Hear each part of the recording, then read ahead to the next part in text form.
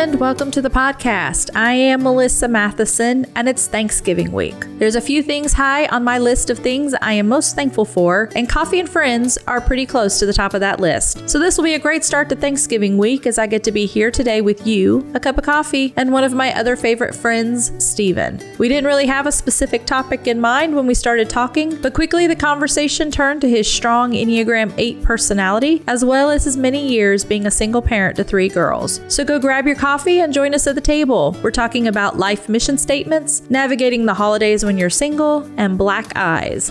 Today on What's Next, God? You're not a coffee drinker.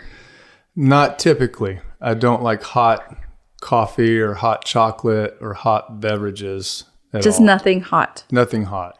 Because I was not expecting you to drink coffee today. And you sent me a text just before you got here and said, hey, do you have any cold coffee? Yeah. I was shocked. Yeah, I wanted to be part of the gang. I want to participate. I've been listening to all the podcasts and everybody's drinking coffee. So you're just going to be all in. Yeah, might as well. If I'm going to do it, I might as well experience the whole thing. So it's actually coffee, but it has a lot of creamer in it. I wasn't sure how much to use, so I think I overdosed it. You overdosed it, but it's all right. So what do you normally drink then? Because you don't drink cold coffee normally. Normally, right now, if we're traveling or something and we go to Starbucks, I'll get like a quad shot iced caramel macchiato or something like that. Some iced coffee. More for the caffeine. Right. Right? Because you don't really like the taste? Right. I mean, it's not my favorite. Right now, I've been on a Bang kick, so I drink a lot of Bangs. Uh-huh. You know, that's probably marginally better than a Red Bull or a Monster, but I'm not sure how much better. Has I don't know, creatine and stuff in it, so I think it's better. So at least I'm hyping myself. You just need it like for the jolt to get you up. Yeah, there's a it gives me some energy, and then I think that it does my brain good in somehow. I seem to get some clarity off of it when I'm drinking it as well. Like my thinking gets laser focused drinking it. Do you drink more than one a day? Yeah, I normally will drink a couple. Yeah. Ooh, that's a lot. That's a lot of Bang. A lot of bang for your buck. But they're more than $1. Yeah, they're like $2 each. Yeah, my kids were Walmart. drinking them. But now you can't hardly find them at Walmart because I guess everybody loves them. So so they're going big time. It's been difficult to find them. Yeah. Yeah, they run out fast. Does your wife drink coffee at home? She does. She drinks coffee every day. And so I fix her coffee every morning for her. It's only like a Keurig kind of thing, but I try to have it ready for when she's getting the baby up because we get woke up by the baby. So as she's getting the baby up, I get her coffee waiting for her. And so I think I've got it pretty fine-tuned to how she likes it. You're a good husband. Yeah, well, that's a good man. The little things matter. They do matter. Dave does that for me. He gives me my coffee every morning too. Yeah, I think that it helps me because I don't drink coffee. It's not like I'm brewing a pot of coffee and then giving her something out of it. It is my first act of the day as an act of service to your wife. I love that. I think that it's helpful from my heart posture, in marriage and everything. Yeah. Which I want to have you and your wife come and do a Wednesday Camels Are Coming episode about how you met, dated, and married. That would be great. That's because I love your story because I know all about it. Yeah. It was great. So I'm going to tell everybody, Stephen and I have known each other a long time, 10 years. 10 years, probably, or so. And you were a single dad and I was a single mom. And you moved to Hamilton, Alabama, and became a part of our community. And we have literally walked shoulder to shoulder in so many transitions in our life. And I have had a front row seat to a lot of things that you've had going on. But you're married now. 2 years now. 2 years. September. And you have a new baby girl. New baby. She's a little over a year old. She's amazing. Her name is? Brevin Rain. Brevin Rain. Not rain like from the clouds, but like rain as in royalty. As in the king. I love that. So her name, my wife's name's Bryn, and her name was a combination of her mom and dad's name, Brent and Lynn. And she wanted to do the same thing with the baby. So Bryn and Stephen, we came up with Brevin. But when I figured out the name meaning, it was really good. So what's the name meaning? It means the flaming crown of Yahweh's reign. Whoa, what a name. Yep. I thought that was powerful. So we can go with that. I like that because your name, Stephen, means crown of Yahweh, and her name means flame of the flame Lord. Of the word. There we go. And you brought those two together because this is girl number 4 for you. It is. I've got all girls. All girls. From 16 to 18 months or 12 months. 12 months. That. So you just recently got back from Costa Rica, didn't you? Yeah, we went to Costa Rica for our anniversary trip. So our anniversary was in September, but we had planned this trip in October, and so we were down there for a week. Did you love that? Last weekend. Yeah, it was really cool. We spent some time in North Costa Rica near the Arnal volcano a few days, and then we went down near the beach at one of the national parks on the Pacific coast. And that was just you and Bryn. Mm-hmm. This was the first time that we were away from the baby. So the baby and all the girls were with Granny for a week, and she did really good for her first time away and adapted really well. Bryn or Brevin? Brevin did really good. Bryn did really good too. Because that's hard for a mama to leave a baby like that for that long. So yeah, she did really, really good. It was a long trip, and we learned some things in it, about maybe staying closer connected with the baby while we're gone. Wasn't sure whether there should be no contact so the baby doesn't know she's missing anything, or daily contact. So we were just trying to navigate that, What'd you end up doing? No contact. So when we got home, the first morning the baby saw us, she was super confused. Like, hey, who are you? Right. Why are you in my house? All came rushing back at one time. Where you're my mom and dad. You haven't been here. And then she was like really upset. Oh. But I don't know if that was better for her to be really upset one moment in the after time or every day in the during time. Oh, that's true. That makes sense. Because she could have been very upset every time we FaceTimed her if we were FaceTiming her. And you would have had to do that 7 times instead of just once. So I don't know. One thing I've learned about parenting is you really don't know what you're doing. No. And you don't get your report card until they're 30. You fake it until you make it and just hope to God you're doing everything okay. And by that time when they're 30, all you can say is, I hope you do it better. Yeah. Hey, so tell me a little bit about being a single dad. So how old were the girls when you ended up a single dad? Yeah. So I had a pretty sudden divorce just because of some circumstances, and found myself a single dad basically overnight to an 18-month-old, a 2.5-year-old, and a 5-year-old. They were so little. They're tiny. When I met you. Yeah. All girls. All girls. And when we moved here, they were 2, 3, and 6. Yeah. One was about to turn 6 when we moved here. What was the hardest thing for you about single parenting? I think probably the hardest thing is that ultimately all of the responsibility is on your shoulders, and you have a lot of people telling you what you should and shouldn't be doing with no skin in the game. Because you didn't even have any family, really. You were living away from all of them. Yeah. And it was you. Yeah. What'd you do about work? Because you worked from home for a season, or still kind of do. I work from home. I'm a business consultant for a healthcare insurer and also a health coach building a coaching practice. And so during that time, I moved up here. I was working from home. And about 4 months after I moved here, I lost my job. And then so I'm a single dad with 3 little girls, owning a home, lost my job, and I went unemployed for 15 months. I applied for over 250 jobs. I forgot it was that long. Yeah. So from November 2009 to February of 2011, I was unemployed. We were about to lose the house, and we were about to lose everything. But I knew that the Lord had sent me here, and I had to turn down some jobs that would require extensive travel, because I would be traveling to New Jersey or Dallas or something along those lines to work all week long. And I knew that wasn't what the Lord had called me to do when he moved us here. And you had girls. You couldn't just leave them, right? For long lengths of time like that. Yeah. So what a challenge. Yeah. How did you do it? I don't know. I made a deal with the Lord. I said, I'll keep them, I'll keep them alive if you do the rest. So we had a few close calls, but they're all still alive. And I just depend on him to handle the rest of the details.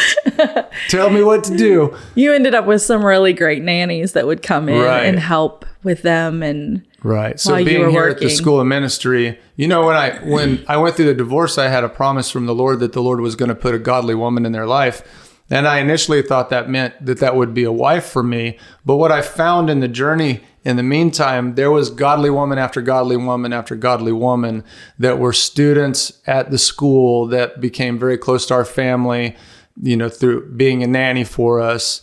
And I learned a lot through that and how the Lord supplies your needs in unexpected ways. Yes, because I had 2 girls and a boy, and I was a single mom for 10 years.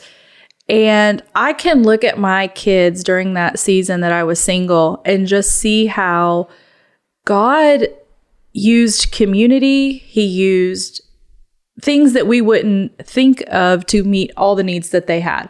Like my son had friends who he would go stay the weekend and they were wrestling over there, things I couldn't do or know to do, or doing guy things with him and taking him camping. And so whenever you are asking the Lord for help, he sends help. Sometimes it doesn't look like you thought it was going to be a wife, but it really ended up being just girls that came and helped babysit that ended up speaking into your girls' lives.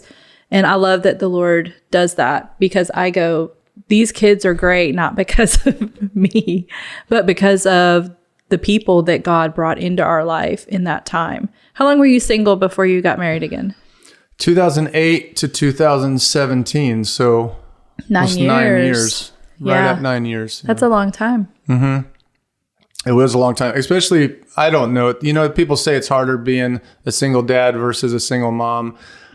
I don't know whether it's harder or not. I think that you are uniquely equipped. We have fancy spiritual words for it, like grace or whatever, but you're uniquely equipped by the Lord to walk through the season that he has you in. I agree with that, for sure. You are an Enneagram 8. 8, yeah. Hardcore 8. Hard 8. You like the Enneagram? I do like the Enneagram. I am an 8/9 with a good sprinkling of 7. But what that means is that I avoid confrontation as much as possible because of the 9 wing. But then when it's time to go hard.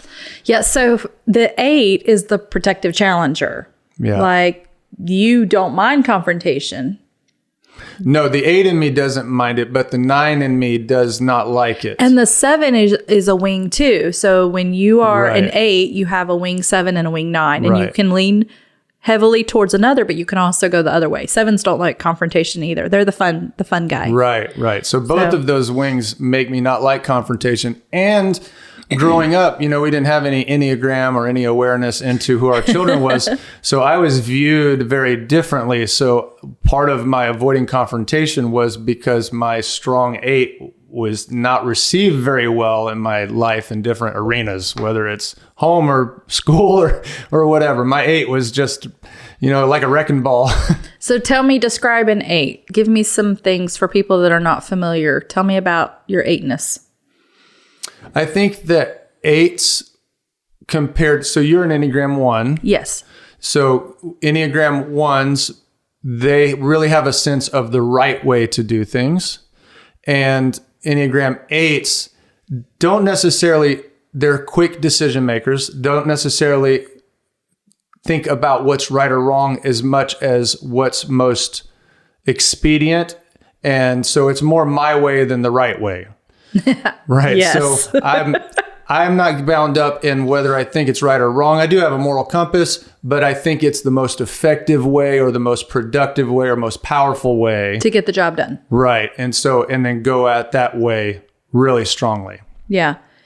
I'll tell you what I love about the Enneagram is knowing how to communicate best with my children or my spouse or other people. And I love that knowing how you operate, because like you said, when you were a kid, you were misunderstood. Right. And so now having an awareness, it allows me to be able to have grace to people in my life, because 8s can be intimidating people. Do you get that a lot? Oh, I'm told I'm intimidated all the time. And my eyes, people they remark about my eyes a lot. And that's been a struggle for me, because it's not like I picked them out. It wasn't like, before I was born, I said, Lord, those are the scariest ones up there. Can I have those, please? It just came part of my 8 package. Like, it didn't give me like super calm, reassuring eyes. It was like fiery eyes. Intense. So what am I supposed to do? Very intimidate people. But I think that, some people stay away from the Enneagram and from personality tests in general because they're afraid of being labeled or put in a box.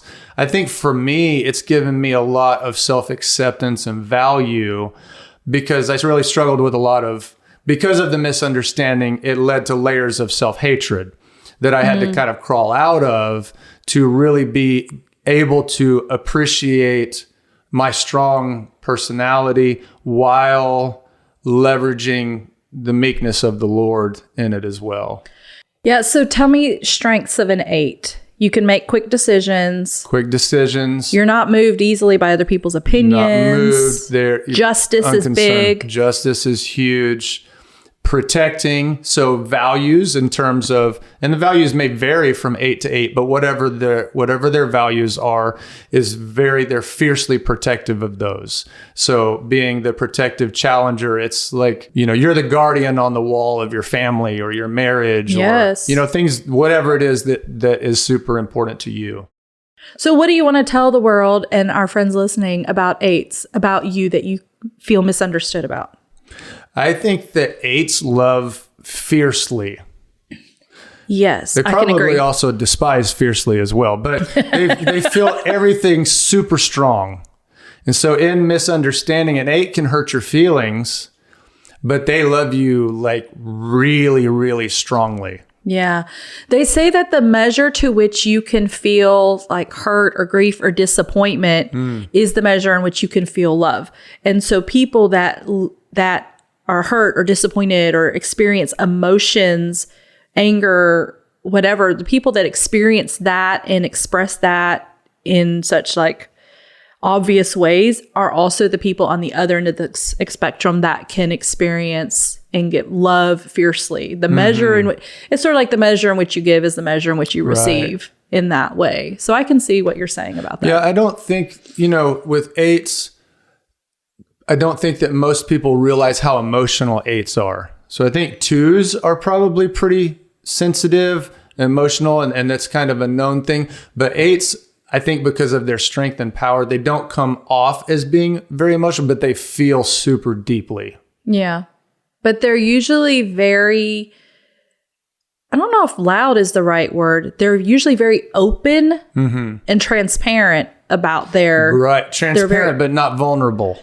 Okay, so explain the difference in transparency and vulnerability. Yeah, this is a great topic. Transparency is where everybody knows my business, but it doesn't bother me because you have no power over me. Okay. So if everybody knows this terrible thing that I did, nobody has it to leverage over me, right? You can't threaten me with it if everybody knows I did this lousy thing or whatever. But vulnerability is opening up in a place where somebody does have the power to hurt you.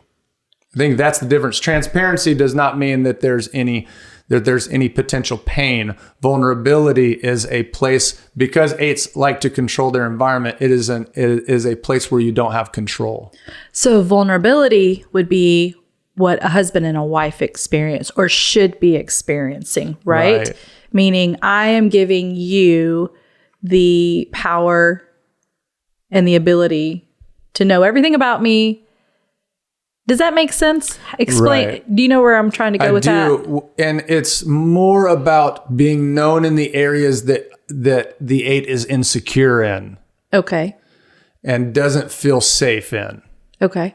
I think that's where vulnerability really comes in, because then it opens the door to rejection in those areas or being abandoned in those areas or isolated. Do you do life coaching and I'm a certified leadership coach and life coach. I've been coaching for about 4 or 5 years now. Yeah. So life coach us.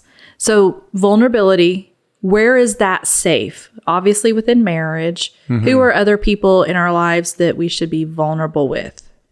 Because you're not vulnerable with everybody. You can be transparent. Sure. Social media is very, shows parts of people's lives, talking about all kinds of things. Oddly, but that's not vulnerability. No, even when you say caution vulnerable post. Yeah. That's not actually vulnerability because you cherry picked the things that you want to share with a certain context or a certain spin on it to add value to other people's life, which is perfectly fine. People can relate to those things and add value to those things. Vulnerability is I'm letting somebody into this space when their response to it is unpredictable. And so you obviously can't do that with everybody. I think that it should be a place in marriage. I think that sometimes it's, marriage is not always a safe place. Not every marriage is a safe place to be vulnerable. You can be very, hurt there. But perfect world, that's a safe place to be vulnerable.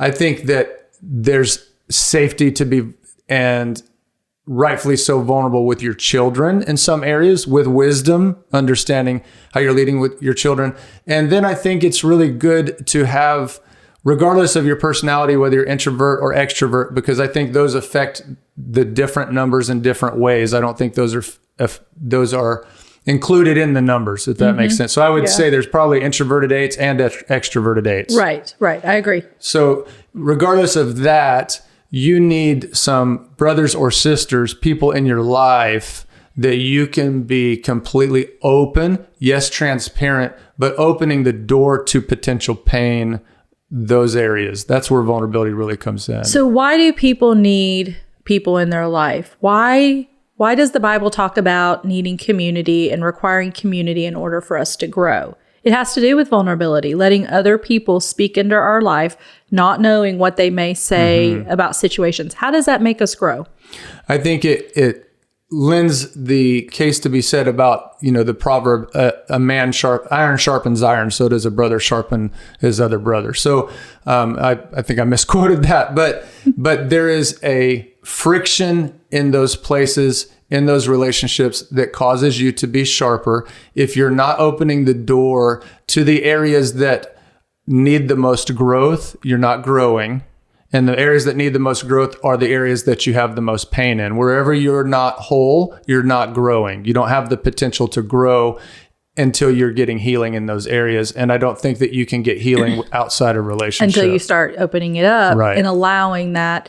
Eights also don't like to feel pain. Is that right? Like that's why you don't like to talk about the difficult things, because it's hard for you. It opens up to all of that pain. Hurt. Sometimes even the vulnerability opens up to pain regardless of how it's received, because because of the justice of eights can leverage that upon themselves. Okay. So kind of like a 1 has an inner critic about, what's right and wrong, and you're doing this wrong, doing this right, whatever. An 8 has like an inner justice, an inner judge that is holding a standard that you have to live by, that highlights not all of the things that you're doing wrong necessarily, those things can be included, but areas that you're not living up to where you should be living up to, whether it's as a man or as a husband or as a father. 8s are very aware of the different areas they're not living up to who they're supposed to be. And I think no matter what your number is, I think just if you are a breathing, living being, nobody really wants to do and talk about the hard things, the things that bring them pain. And that's just difficult and uncomfortable no matter who you are. Yeah, that's true. It's probably just manifests differently depending on which number you are. So a 7 probably runs away from it. So you, even though you're an 8 and you don't like it, one thing about you, I don't know if this is your 8-ness or if this is just you as a person, you are all in. Like, if you know it's going to hurt, if you know it's going to make you better, you're all in with that. Like, you do jujitsu. I do. Really. That's not easy, and that's not fun, and that's not comfortable. We've got a whole little jiu-jitsu club in our church here, a bunch of different guys that choose to go get beat up that way. Who's the jiu-jitsu king in our community? Probably Josh Hollingsworth. He's probably the one that I would say is probably the best in competition and everything like that in terms of our church community. Did you give him a black eye, or did he give you one? Who had the black eye? I get black eyes all the time. I catch knees and elbows and heads to my face. My wife's always giving me a hard time about coming home with black eyes. Because people think she did it. Right, maybe so. You like jujitsu, though. Is that because you're innate, or is that because you're just a man? Well, I don't know. I've always had an interest in martial arts. I competed in taekwondo and up to... You were at national level in something, weren't you? I was ranked third in forms when I was 17 in taekwondo and competed around the Southeast in different tournaments. And then that was before UFC really came out and jiu-jitsu was known. And so I did a little MMA training after the military. And then I found out they had a school here. So I just jumped in, head first. And so it can be very therapeutic at times because it doesn't matter who you are, whether you are a CEO or whether you're a bishop on the mats, everybody's equal. The same. You can get choked just the same. That does not sound like fun. I still don't understand why people want to do that. So Richard Wilson, who is part of that jiu-jitsu club, was here a few weeks ago, and we talked about jiu-jitsu. And I just don't understand it. Is it because I'm a girl? Is it because I'm a woman? Oh, there's a lot of women that love jiu-jitsu, and they compete and I think it's probably more a personality thing than a gender thing. Yeah, I get nervous about one getting hurt, like physically hurt. I bruise easy. I just don't like physical, like climbing. Okay, wait, let me back up. We took our family tubing in North Carolina, and getting in that tube was scary for me.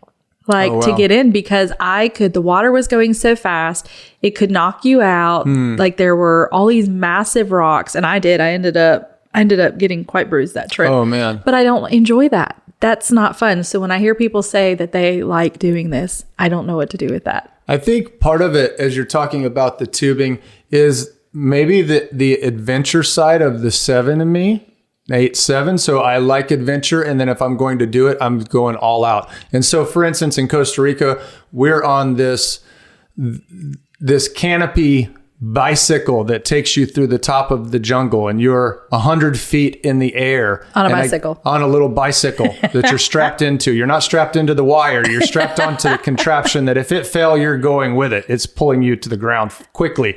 And we went over swinging bridges that were, 150 feet up. And so I get in these situations because of this adventure thing. And I'm asking myself, why am I doing this? Yeah.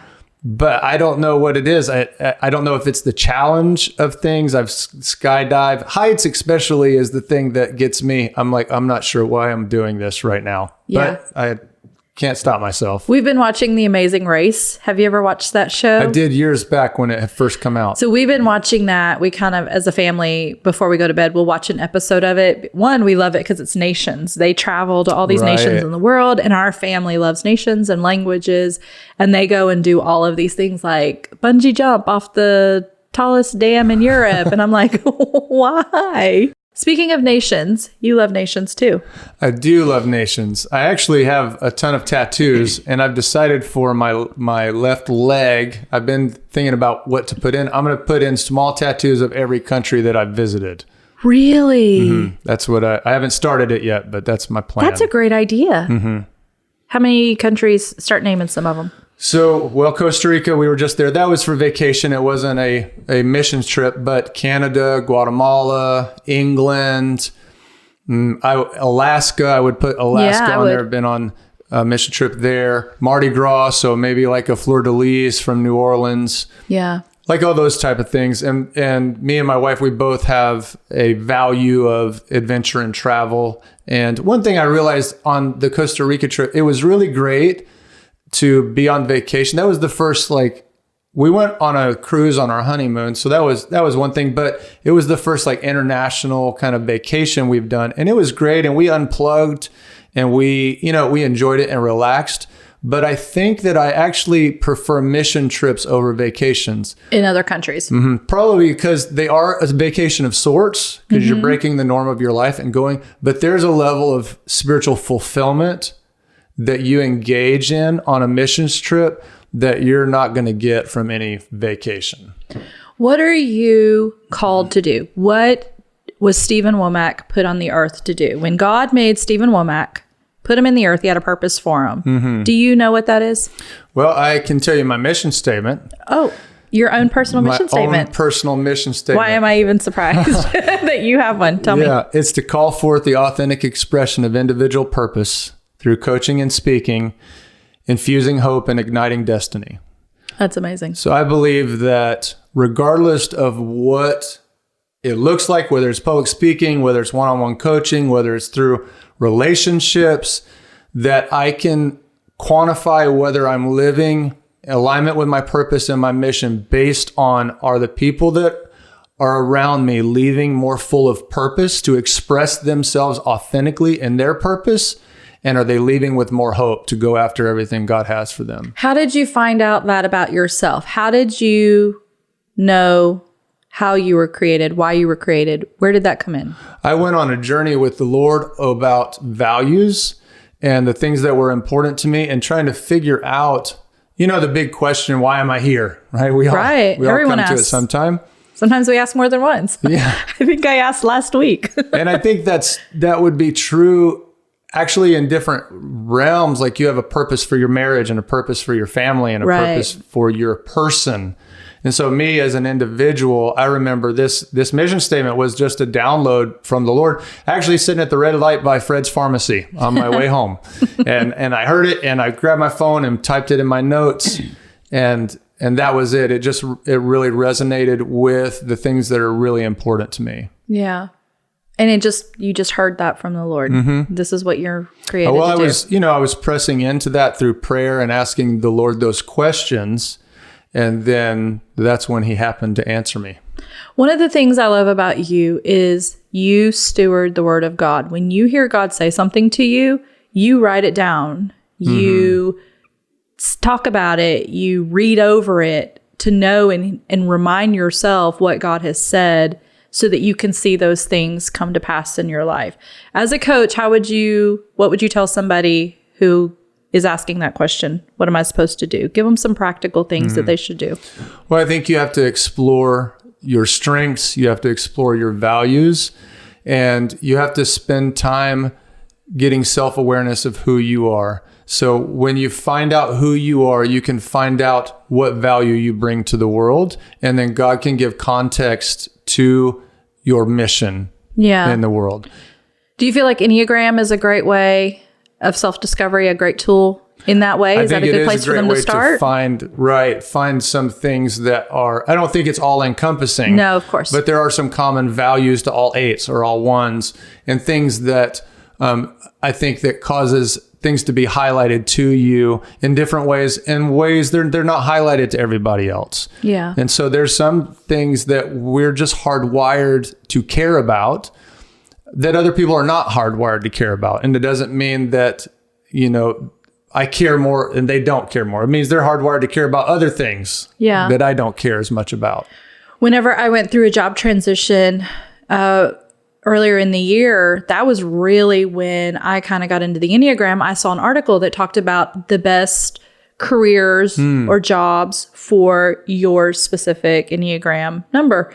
And I was like, how interesting is that we are made to think a certain way and do a certain thing, and we are equipped for certain types of work in doing that. And so it was a journey of self-discovery for me in deciding, how am I created? What are my gifts? And how can I use those moving forward? And you have to be intentional about it. You have to ask yourself the questions, take the time to do it. So tell me, what's next? What have you got going on? What's next? Well, I have been leadership coaching and life coaching for 4 or 5 years. And one of the things that I recognized, especially with leaders, coaching high-performing leaders, whether they're in the business world or in the ministry world. They can be super effective at work or in ministry, but then their health really be a huge constraint for them. And so pastors that have, heart disease or diabetes, high blood pressure, these type of things. And so that it is constraining their impact in the earth because their health is so out of it's in disarray. So I was really praying, me and my wife were praying about a way to help people, with coaching and in health. We considered, moving somewhere and opening up a gym, and I could train jujitsu and she could train like Pilates. That would be fun. That kind of thing. Yeah. And we may end up doing that. I've thought about getting my personal training license. But one of the things that we recognized that was too kind of localized. It was it would have a small geographical impact. And so we ran into some folks that I've known for a while that do health coaching, and we decided to add that as part of our coaching practice. So that's one thing that we're doing now. We're helping, I think it's in 7 different states now, 40 something clients in 7 different states so far. And so we're trying to build our coaching practice. So just trying to learn, trying to help people. So as a leadership coach, trying to help people thrive as a leader by covering the gap of their health. So when you say health coaching, what are you talking about specifically? Finding out what are the goals of the client, what is important to them, right? So I go to the gym every day, work out every day. I want to be, minus 10% body fat and have a certain level of strength and all of that. That doesn't mean that that's right for everybody else. Right. So you try to get to know these people and find out what their goals are and how you can help them reach their physical health goals, whether it's weight loss or just getting in shape kind of thing. A lot of it, because we're in America and we're in one of the most obese countries in the world, is because it is weight loss. So I have a client now who's he's a former pastor. He's lost 50 pounds. He needs to lose 100 pounds, but he's come off of 3 medications. He's off of medications for the first time in 10 years. Yeah. Wow. So diabetes medication, high blood pressure medication, literally changing his life. It wasn't for I want to feel good about myself when I go to the beach. It was, I need to take my life back. And so that's primarily what we do. We help people that want to lose a few pounds for their next beach trip, or, they're trying to get their nutrition in line. But most of what we're focused on is helping people that need to take their lives back. Yeah. And you and your wife, Bryn, have this pastoring heart for people. So you really do care about people in trying to help them change up, just like your mission statement said, infusing hope in people. Yeah, I think that we have a little bit. So she's a 1-2 with some 9 as well. Okay. And I think that we have... A lot of times we have the same goal with different ways of getting there too, or approaches. So she's very personal. She's the pastor in the family for sure. She's got the pastoral's heart from the get-go. You know, I probably have more of a governmental heart and causing things that are out of alignment in people's lives. My interest is to cause things out of alignment in people's lives to come into alignment. Health just happens to be one of those areas. Of those things, for sure. And so her interest is really on the relational side, really that real heart of compassion. Yeah. And building people up in that way. So together, we're like the velvet hammer. I'm the hammer. She's the velvet. But it's you guys working together. Yeah. Bringing each of your strengths to the table that is making this work for you guys. I love that. How do people get in touch with you if they're interested in life coaching or health coaching? Oh, they can email me at the.stephen.womack@gmail.com. Okay. Or look me up on Facebook, the Stephen Womack, or look me up on Instagram, the Stephen Womack. Okay. We'll put all that in the show notes too, so people can find you if they're interested. Anything else on your mind? No, this has been great. We're thinking about the transition of single parenting and all of the community that helps. I just was reminded of times with the girls where I would text you and, Melissa, I need help. Can you talk to them? I don't know what to do. So I'm just super honored to be here and thankful for you and your family, and really grateful that the Lord allowed us to be part of a similar journey, in our lives here, and finding. Actually, I'm in probably a time of finding a lot of having a grateful heart for people that have been on the journey with me. Yeah, for sure. Hey, with the holidays coming up, how did you navigate holidays as a single parent? Holidays were probably the hardest because I didn't have anybody. So my own family, when I got divorced, I lost my family through the divorce, and I didn't have a relationship. And I actually have talked to my dad this summer for the first time in 10 years. That's awesome. And I'm going to see him and my mom for the first time. I've only seen them once in that 10 years. And when my grandmother was in the hospital, and I'll see them probably in a couple of weeks. They're going to be driving through. And so there's been a lot of restoration, in the family arena over the summer. But holidays was really challenging because I didn't have any family. It was just me and the girls. So I really, tried to press into people like my best friend, Donnie and Marie Clark, like you, people that I had in my life to bring life into the girls' hearts during those times, so they're not missing out. But for me, it was really difficult. I don't know that I can say I just cried a lot to the Lord, I guess, would probably be it. So I don't know. That's all I did. I remember at one Christmas, we had opened up, I was all alone. Me and the girls were at the house. We had opened up all of the presents, and I was in the middle of the floor. I feel emotional now even talking about it, but in the middle of the floor, just crying out to the Lord. And the girls they're little girls, they all came around me. They had gotten a tea set, and they started serving tea to Jesus. They knew what that moment, they knew the presence of the Lord. Yeah. Yeah. I think that's the answer. Yeah. Creating an atmosphere that the Lord can come in and be a part of you in the journey. Yeah. And I think, too, if you are a family, one of the things for me especially now that I'm married again, is looking around me and go, who is in the place where I was 5 years ago or 10 years ago?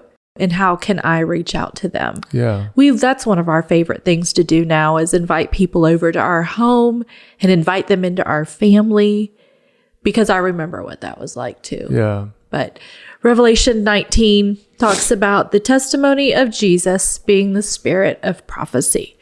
And what that means is that what God has done for me as a single mom, and what he did for you as a single dad, by bringing us, our spouses, to come alongside us in raising our children, that he can do for somebody else listening. And maybe that's what this whole conversation was about, was to give that testimony and let that be There's hope. A prophecy to somebody, that whether you're going to be sitting this Christmas by yourself in your living room with your kids, that Jesus is there. Yeah.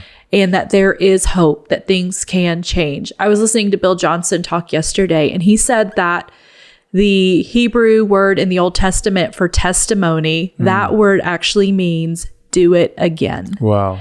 So that when we are giving testimony, when we are telling our stories, it's not that we're talking about something in the past. We're actually being in the present, because God is doing it again for somebody. So we just hope that encourages somebody listening. Yeah. Don't quit. Keep going. Keep going. Don't give up. Yeah.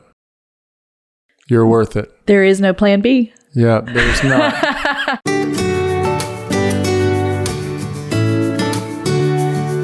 Whoa, Stephen made me cry, y'all, talking about being a parent during the holidays. I remember those days when I was a single parent too. With Thanksgiving here and Christmas coming, I encourage you to look around your community and see who might need to be included in your holiday celebrations. In fact, not just during the holidays, but all year long. If you're interested in getting connected with Stephen to learn more about the life coaching and health coaching he mentioned, go ahead and look him up on social media or send him an email. I've included his contact info in the show notes for today. Friends, so glad you could join us on this Monday of Thanksgiving week. We've got a special conversation planned for Wednesday that I hope you'll like. And if we're not yet connected on social media, let's be friends. You can find me on Instagram or Facebook under the name Melissa Matheson. That's math, like 4 + 1 = 5, I before E, son, S-O-N, as in my 17-year-old son who is still unsure how he feels about me mentioning him twice a week on my podcast closings. But we'll save that conversation for another day. Friends, I hope you plan to join us each week on Mondays and Wednesdays as we sit around the table,